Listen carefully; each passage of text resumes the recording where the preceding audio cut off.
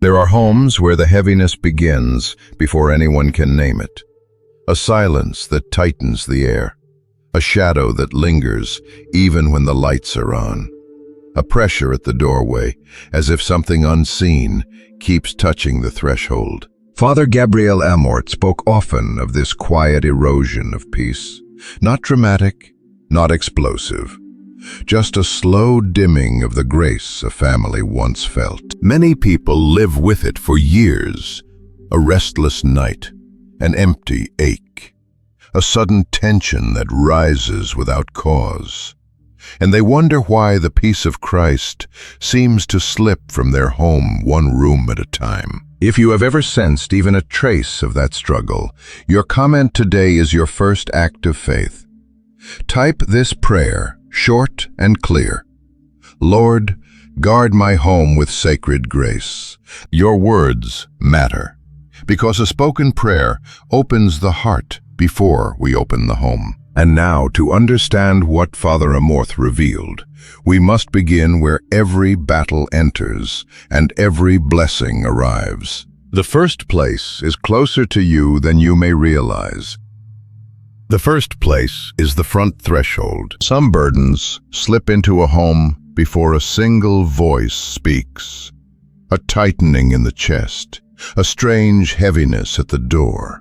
A feeling that something unseen keeps touching the edge of the house, as if testing its strength. Father Gabriele Amorth taught that the entrance of a home is never a simple doorway.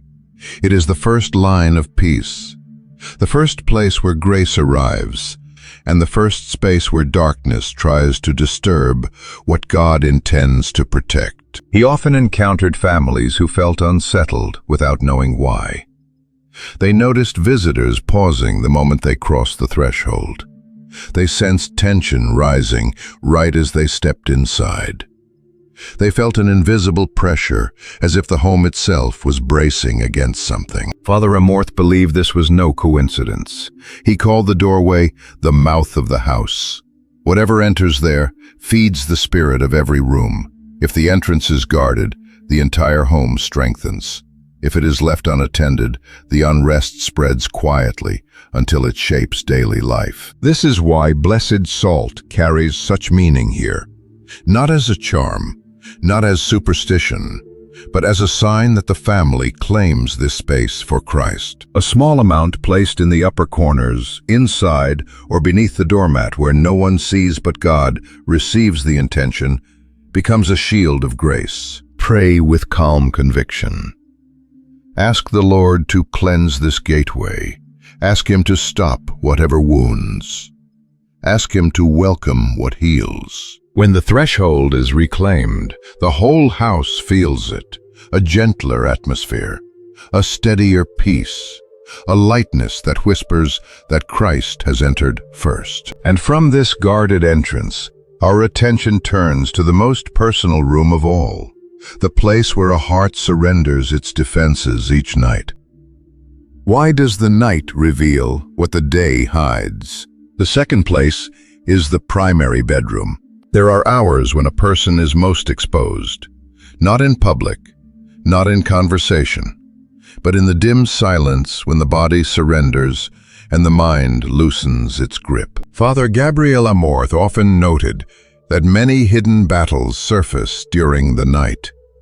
Not always as terrifying dreams, sometimes as a dull unrest, a weight on the chest, a fog upon waking that never fully clears. He met husbands and wives who lay side by side, yet felt miles apart. He heard from souls who went to bed exhausted and rose even more tired. Homes where irritation grew after restless nights, even when nothing obvious was wrong. The primary bedroom is more than a private space. It is the room where the heart releases control, where memories resurface, where fears replay themselves without invitation, where the spirit longs for quiet healing, but often wrestles shadows until morning. In such a place, blessed salt becomes a plea for mercy. It does not chase dreams away by its own power. It sets this room apart for the gentle work of God. A small amount placed in a discreet corner or near the bedside where no one notices but the Lord receives the offering can be a powerful sign of trust. Pray for protection in the night. Pray for renewal of thoughts. Ask Christ to stand watch over every hour of sleep. When this room is entrusted to Him, mornings slowly change. Resentments soften. Anxiety loosens. The whole house feels the fruit of deeper rest. And once the place of sleep has been given back to God, our gaze turns naturally to the room that nourishes everyone. The place where daily food can either divide or draw a family together. How can a room meant for nourishment become a source of unrest? The third place is the kitchen. It is the room where a family gathers without thinking, where hands prepare food, where words rise and settle, where the tone of the house often shifts without warning. Father Gabriele Amorth observed often that many homes carried a strange agitation around the place where meals were made. Not loud conflict, not dramatic tension, just a subtle strain whenever people crossed that space. He saw mothers who felt overwhelmed the moment they stepped to the stove. He met fathers who found themselves impatient for reasons they could not explain. He spoke with families who drifted apart because the table lost its warmth long before they noticed. The kitchen is not merely functional. It is the heart of daily provision. It is the space where generosity is formed. It is the place where unity either strengthens or slowly unravels. Blessed salt here carries a different weight. It touches the source of a family's stability. It sanctifies the room that shapes hunger, routine, and the emotional rhythm of every day. Place a small amount inside a cabinet where food is kept, or near the stove where meals begin. Let it stand quietly, as a sign of gratitude and a shield of blessing. Offer a prayer for abundance, without excess, for harmony during meals, for hearts to soften as they share the same table. When this room is consecrated, conversation becomes calmer, mealtimes feel safer, provision seems to flow with unexpected steadiness. A family learns again to recognize grace in the simplest acts of care. And once the place of nourishment has been entrusted to the Lord, the journey turns toward the room that shapes a family's future. The space where decisions are made and direction is chosen. Why do financial pressures feel heavier than any other burden? The fourth place is the area where finances are handled. This corner of the home may look ordinary, but its influence is profound. Here, decisions rise and fall. Here, direction is chosen. Here, the future of a family can strengthen or fracture in a matter of moments. Father Gabriele Amorth often shared that spiritual unrest strikes hardest where responsibility weighs most. He met parents who carried invisible strain whenever they sat to pay bills or plan ahead. He saw marriages bend under constant tension, even when both hearts were trying their best. Financial spaces hold a unique vulnerability. They demand clarity. They require courage. They touch pride, fear, hope, and the deep desire to protect those we love. When darkness presses here, it rarely arrives loudly. It shows itself through confusion in choices, impulse decisions, unnecessary worry, or an atmosphere of pressure that drains peace from the home. Blessed salt in this place is not about wealth. It is about wisdom. It marks the room where prudence must flourish, and anxiety must loosen its grip. Place a small amount inside the drawer where important papers rest, or beside the workspace where planning is done. Let the offering be hidden, but let its intention be fully transparent before God. Pray for steady judgment. Pray for discipline and calm. Ask Christ to guide every decision formed here. Ask him to protect from haste, fear, and confusion. When this room is surrendered, something shifts quietly. Options become clearer. Arguments lose their heat. The family senses a more ordered path emerging. And once the place of decisions has been restored to grace, the heart turns naturally to the deepest point of the home, the space where the entire house finds its spiritual center.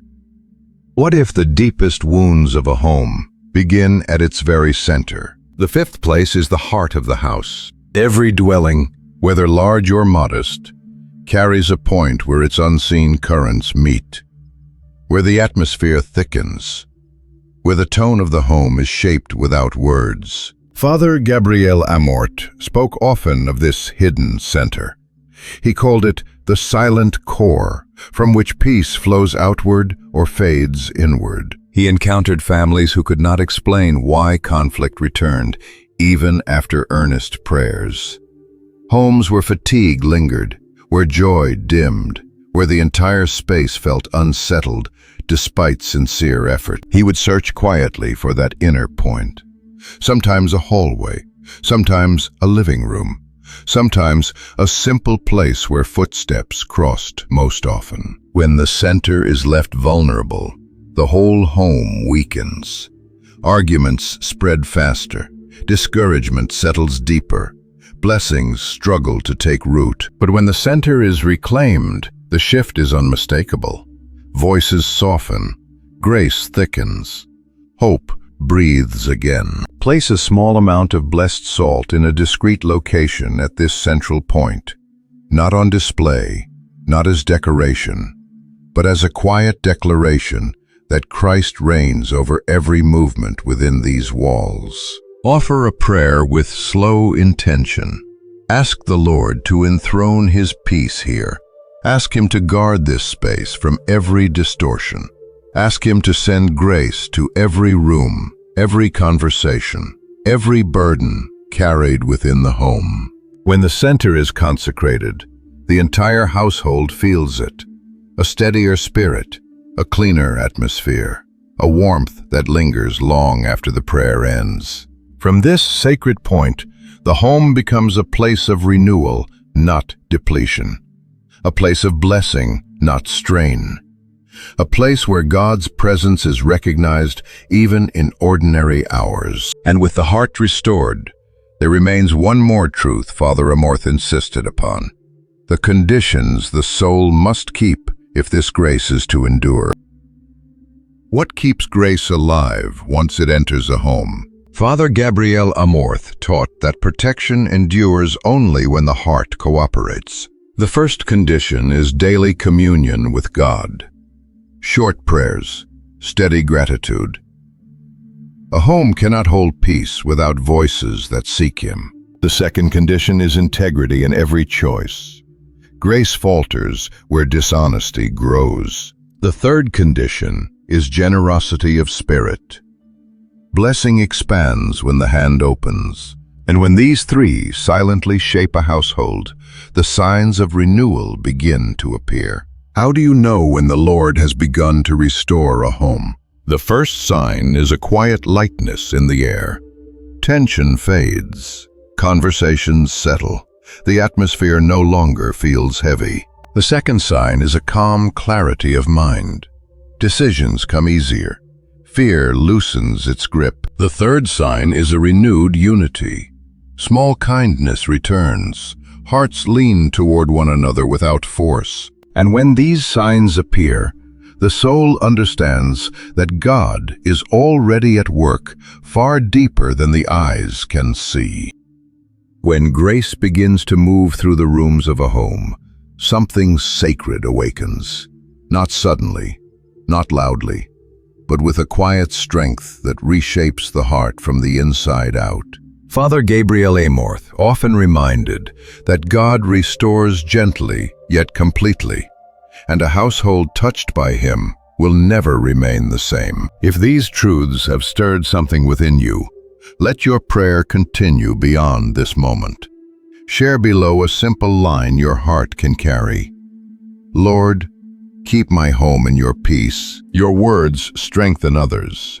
Your testimony may guide someone who feels alone tonight. And if this reflection has blessed your spirit, consider subscribing so each new message finds its way back to you. Until we meet again, may Christ guard your doors, calm your nights, renew your table, guide your decisions, and reign at the center of your home.